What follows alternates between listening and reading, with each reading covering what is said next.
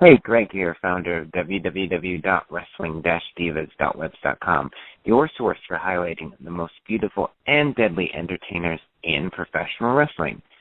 Today, I have a very special guest joining me. She is a professional wrestling manager, backstage interviewer, and model. She has worked for some of the top independent wrestling promotions in the world, such as Shimmer Women Athletes and Ring of Honor. I'm just waiting for her to call in. So once we get that settled. Oh, and joining me right now is my next special guest, the very lovely and beautiful Valerie Malone. Hi, Val. How are you today? I'm good. How are you? I'm doing wonderful, thanks. Well, when I looked up and you online and really saw your career and its beginnings and everything, I noticed that you were influenced by your brother, and he got you into wrestling and really made you become a fan. He always watched wrestling with you growing up. When was that transitional point in your life when you said you didn't want to just be a fan, you wanted to be involved in the industry itself?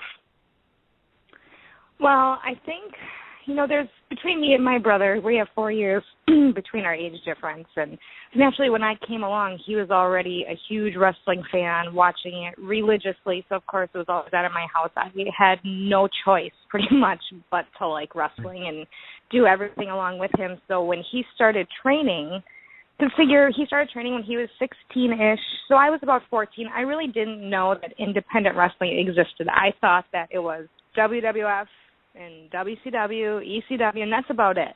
Because that's all that was really on TV, and it was before the internet and before you really knew about all the stuff that was really out there wrestling-wise. So when he started getting trained, I was like, oh, wow, like, this is actually possible. Like, I could actually do this instead of just sitting there watching it. I could actually be out there doing it. So I think it was at that point when I first saw that, hey, there's independence around. Like, I can do this. Like, I'm perfectly content getting trained and doing the independent scene instead of having the huge dream of going to WWF. So I think it was around that point where I was like, okay, this is something I really, really want to consider doing. So when you went in for your training, I'm sure that you had some sort of expectation of how it would go. I mean, growing up watching it, it's very physical, but it is also a performance-based type of entertainment. So what were your expectations going into it, and actually going through with the training, what were your kind of results as far as how your perception of wrestling changed once you went out of training? Well, like I said, when my brother started training, I was there with him. Though I wasn't going through the physical in-the-ring training with him, I was still, like, sitting there off to the side watching it. And then I heard all the moans and groans the next day of how painful it was to take a bump for the first time. So I didn't train for a couple of years after that point. So going into it, I knew it was going to be painful. I knew it was hard work. I kind of knew going into it what was going to be expected of me. And then doing it and having my brother already be somewhat making a name for himself on the independent scene when I came in, and, I ended up meeting, my husband that way. So it just felt like there was all this pressure around me that if I didn't take the best bump training, I was going to make them look like garbage right along with myself. So I kind of felt like going into it, there was a lot of hard work behind it, but there was also a lot of pressure resting on me because of who my family was. So that was, I think, the hardest part was the pressure from just who might think bad of me and have it reflect negatively on my family. The physical part, I knew that was going to happen. Like I said, I had not before I did training. I had taken a bump in the ring, so I knew what was coming along with it. It was more of the pressure from the family that kind of scared me when it came to training. So when you were training, how did you embrace all those fears, and how did you get over all that pressure and really turn it into something positive? Because training in the ring takes a lot of mental preparation and emotional work just as much as it does physical work. Yeah, well, I think the best thing was just to do it. I mean, no one's going to be perfect their first time. No one's going to be perfect their 100th time. It's always going to be a work in progress. So I always kind of told myself, It's okay if you suck. It's okay, really. No one's expecting you to go out there and have this 5-star match or to do, like, the best bump on your first try. Like, it's not going to happen. It's with anything. Practice makes perfect. So even to myself, when I wanted to give up on myself, it was, no, Val, like, it's fine. No one's going to hate you. No one's going to be mad at you. It was kind of, I had to psych myself up and, like, change my perspective just by thinking, like, everybody sucks when they start, you know. And when I started my training, I had some really awesome guys there, like, teaching me to bump. Like, I had Derek St. Holmes there, and I've known Derek St. Holmes for such a long time. And getting criticism from him or him saying, hey, no, you got to do it this way, I never looked at it as, oh, this guy's trying to shit on me or anything like that, because me and Derek already had this reputation built. So training with people like that were already considered, you know, such good friends of mine, that also helped me to not, like, give up and to have a more positive aspect on it. So you do occasionally wrestle as an in-ring performer, but most of the time you're a manager for various superstars out there. And there is a very specific sort of type of component to managing. And one of the keys that I was taught by a lot of people who kind of I've interviewed is that managers have to add something to the match and play around with this new dynamic and relationship that you share with your client without taking the spotlight away from your client or his opponent. So how does a manager go about that, and how do you stand out as a character? I agree with that 100%. I think that if you're trying to be a manager in wrestling and you are a type of person who wants the spotlight on you constantly, don't be a manager. Like, that's not going to happen at all. And to me, when I was taught, I was also taught, you know, the basic parts of a wrestling match. So to me, there are certain parts of a wrestling match where it's appropriate for the manager to kind of not necessarily overshine the wrestlers, but to let their face be seen. You know, there's certain times when that manager is needed, whether it's to get the crowd going, whether it's to get the crowd shitting on somebody. It's those specific moments in a match when the manager can actually shine. I mean, obviously your entrance, the way you leave, obviously there's more focus on you at that point, because obviously you're coming out with the person, you're right there in front of the person's face, but it's the whole knowing when is your time during the match to shine that I think is the key to being a manager. And a lot of people don't do that. They think that it's about them the whole entire time, or they sit there and do nothing at all. So it's really about knowing when is your time to shine. And I think that comes with experience in the ring. I think that comes with just knowing how a match works and how a match is put together. I don't think that people can just, I don't want to say they can't naturally do it, but being out in front of the crowd, it helps you feel them out, feel out the different situations, and feel out when it's appropriate for you to do your shtick. So I think it just takes a little bit of time, you know, just knowing when is right to do it. Totally. Now, the role of managers over the past decade or two have really slowed down. On TV especially, there aren't as many managers as there were in like the 70s and 80s. What do you think is the cause for this change, and does it really bother you that managers are no longer in the mainstream limelight? You know, it doesn't really bother me at all. I mean, wrestling is going to evolve, so you have to evolve with the times. It's just like anything. And I don't know, I think it's kind of died. So the art of being a manager has died down because of the, for lack of a better word, the abuse that's been done to that position, where it's like, okay, any girl that walks in off the street, sure, you're a manager. Someone who's just a casual fan but's never seen it but wants to impress their buddies, sure, you can be a manager. I think that position has just been taken and given to anybody. So now it's slightly tarnished, because back in the day you had the managers that would be, you know, cutting promos for the guys, talking the whole entire time, cutting just the best promos ever, and now the managers hardly say anything. They're usually out there, for girls' cases, eye candy. And, I mean, all the guy managers that I've seen, they're awesome talkers. They're exactly what managers should be. But there's just not too many people that are like that. And like I said, it's mostly just throwing a random person in that situation and say, here you go, do this. So I think that that's just tarnished the whole managerial position alone over the last couple of years. No, you just touched upon a very important issue that's been brought up by a couple of people that I've interviewed, is that it seems like anyone can just be a manager, quote unquote, these days. A lot of girls don't have to go through proper training. And even with, the wrestling aspect, there are a lot of girls who really want this, but there are a lot of girls, according to others, who really don't. So what is the difference to you that really defines a person's character and passion? What is the difference between those who want it and those who don't? I guess the difference is just the passion alone. I mean, you meet some girls. I'm saying girls just because I mostly work with all females when it comes to managers, with the exception of, 2 or 3 guys who they know how much I love their work. But it's usually these girls that are always like, oh, well, I'm in wrestling because I want to get to Playboy. Well, I'm in wrestling because I want to get to movies. I'm in wrestling because I want to get to be a huge model, or whatever the case may be.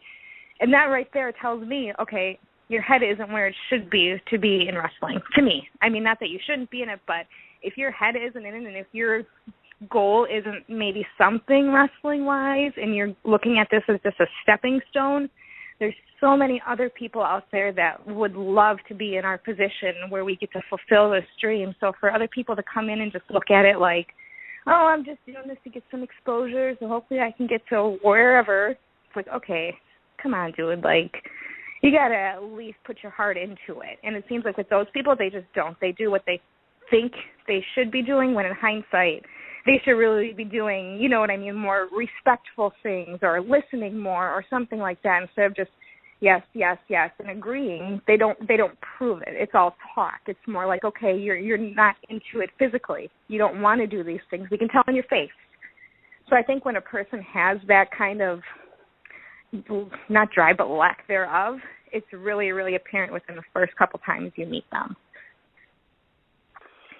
Now, I've heard a lot of different responses when it comes to this, but when comparing and contrasting the athleticism aspect to the entertainment aspect, there's some debate going around on whether one should ever take precedent over the other, or whether they should be about balanced. As far as the aspects of entertainment and character development versus athleticism and skill, do you ever think that one should take precedent over the other, or does it depend on the crowd? What's your take on that?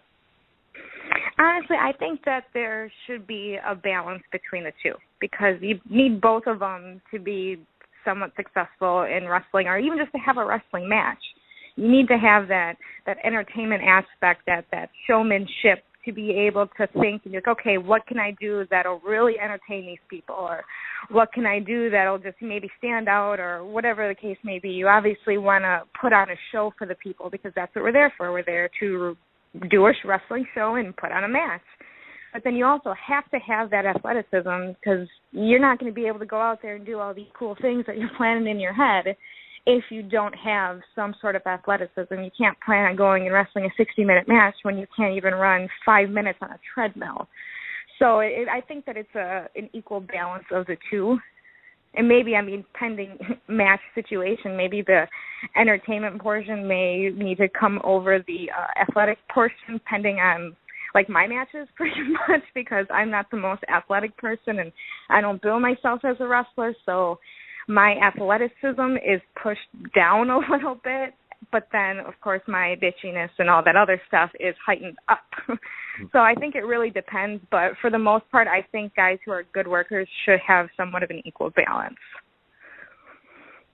So as far as the way that managers and wrestlers develop characters and connect with the crowd, some wrestlers, if you look back at, like, Macho Man Randy Savage and Jimmy Hart, those were really over-the-top characters, but they still had some sort of grounding and connectivity with the fans.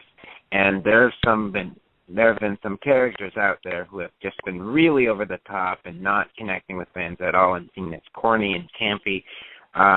How do you develop character in a way that can still connect with the fans and yet still be an entertaining and somewhat theatrical part of wrestling?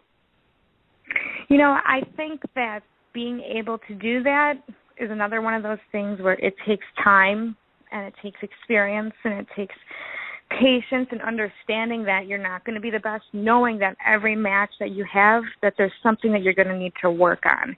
The way you're going to be able to develop your character and to really get it across and to connect with people is trial and error. How else are you going to know how they're going to react unless you go out and do it? So if you go out and do something, it doesn't really work, well, guess what? You have next week or next month, maybe try something else or try this or try that or change up your look a little bit or just something. I think it's a big trial and error until you really get the good niche.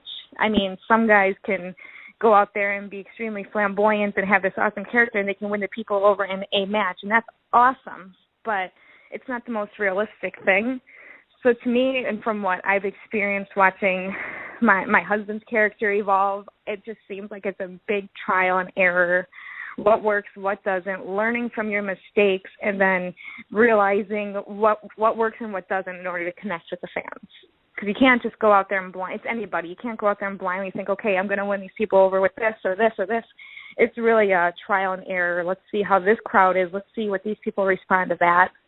So I think it's one of those things that developing a character takes time unless you randomly hit the jackpot and come up with just some freaking awesome idea or something.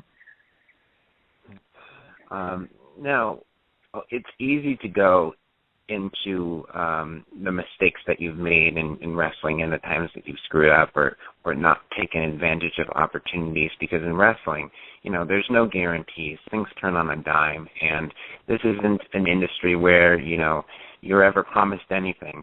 So how do you not get discouraged when things didn't go exactly the way you planned? Because in life, they never really do. Honestly, I get discouraged about wrestling on a monthly basis.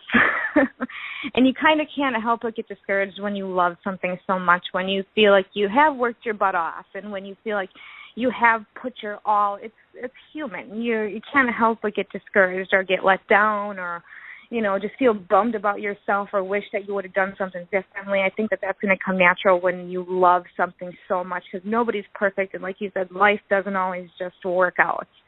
And for me, what I always try reminding myself when I get really bummed out or discouraged about wrestling is of all the cool things that I've actually got to do, and awesome places I've gotten to work, all the wrestlers that I've gotten to work with, the friends that I've made, the overall just cool experiences that I've had, that a lot of people, like I said, they can't say they actually followed their dream. They can say, oh, yeah, I always wanted to do this, but they can't really fill in that last part saying, well, I did it. So I try reminding myself of all the cool stuff that I've got to do, and just remind myself that, hey, like, you're doing really good compared to where you thought you were going to be when you were 5 years old watching wrestling on TV. No, and this can be said about anything in the acting or entertainment industry too, but unless you're getting some sort of big contract with some big salary and you're really comfortable, anything that you do is a habit, and you need to support your habit. Now, there's a difference between a healthy habit and an unhealthy habit. So how do you make sure that you keep yourself in check and be certain that wrestling is always positively contributing to your life? Well, that's kind of a hard thing just because it is what it is. There's a lot of negativity that follows wrestling around. So, again, that's just something that kind of follows you, whether you want it to hit you or not. And in my case, wrestling is a habit, but my husband is also a wrestler. My brother's a wrestler, so you have to realize that literally wrestling is around my house 24/7. And we have a very close family, so that's all that's ever used. Not all, I don't want to say all that's talked about, but, you know, most of these conversations have to do with wrestling, whether it's on TV, whether it's people we know, whether it's independent stuff, whether it's anything. We all just are around it so much that we kind of can't get away from it. Unfortunately, wrestling has become life in our household and in our family in general because of all the people that are involved with it, or dating somebody who's a wrestler or whatever. I mean, we go to family parties and there's about 6 wrestlers there. It's like we could have booked a show just off of having a freaking party. So wrestling can't be looked at in my household as a habit, unfortunately. But to make sure we keep all the negativity out, we also keep in check our normal life. You know what I mean? We both have normal jobs. We both take our son to school every day and pick him up. You know, so that the family aspect, the immediate family of having our little family and having what we have outside of wrestling, now that we've accomplished outside of wrestling, is what keeps you more grounded, I think. You got to have a life outside of it. So they say that once you enter the wrestling industry, you never, ever truly leave it. So even after you're done competing as a performer, how do you think wrestling will continue affecting the rest of your life and the decisions that you make? It'll probably be affecting it tremendously. I'm actually going to be quitting wrestling, all wrestling, managing wrestling, everything after this year. So I've already had to think about all that stuff. And it's still going to affect me hugely. I mean, my husband has a Ring of Honor contract, so just the travel plans alone and expense reports alone, because, I mean, managers, you think, okay, they come out to the ring. But I literally am a manager for my husband. I mean, people contact me for interviews. People contact me about bookings. He has me do his expense reports. Like, I'm literally doing even office stuff for him. So I'm still going to keep doing the same stuff with helping him out. I'll still pop up at shows because these people are my friends. I've made relationships with these people for over 10 years. I don't want to just cut that part of my life out. So wrestling still is going to be a pretty dramatic part of my life, even when it's gone, because like you said, once you're in it, you really can't get out of it. Even if you want to, you get burned down, take a couple months off, you're back right away. So you just said that you plan on leaving wrestling officially as a performer after this year. So once that finally happens, when you do reflect about your career and what you've done and the friends you've made, what do you want to be remembered for the most? When the fan thinks about that Valerie Malone moment, what do you want him or her to think about? I want them to think about just all of the crazy bumps that I've taken in that ring. That's the first thing that when people hear Val Malone, I want them to think about is me being gored by Rhino through a table or getting DDT'd by Raven or getting applied to stretch muffler by Sammy Callahan. Like, I've taken so much stuff from people and have really hurt myself. Like, the whole Rhino thing ended up messing up one of my ribs, and my rib still keeps popping out from that day. So I want people to remember that I didn't just stand there and clap my hands like any other manager, that I was literally willing to get in there and do absolutely anything as a manager. So I hope that that's what sticks out, because my body kind of hurts from just being a manager. Well, before we wrap up, I know that you have various ways that fans and everyone else can contact you.